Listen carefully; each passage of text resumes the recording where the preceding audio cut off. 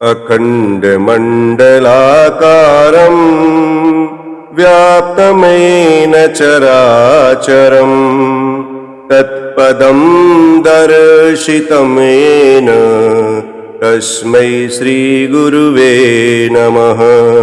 तत्पदं दर्शितं येन तस्मै श्रीगुरुवे नमः। अखण्डानन्दबोधाय शिष्यसन्तापहारिणे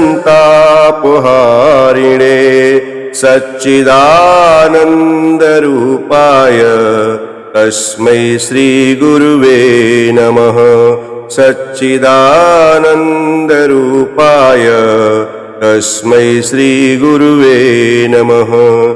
अज्ञानतिमिरान्धस्य ज्ञानाञ्जनशलाकया चक्षुरुन्मीलितं येन तस्मै श्रीगुरुवे नमः। चक्षुरुन्मीलितं येन तस्मै श्रीगुरुवे नमः।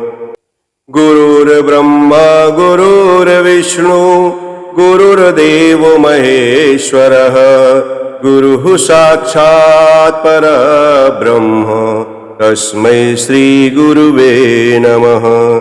गुरुः साक्षात् परब्रह्म तस्मै श्रीगुरुवे नमः। तस्मै श्रीगुरुवे नमः। तस्मै श्रीगुरुवे नमः। सर्वेभ्यो गुरुदेभ्यो नमः।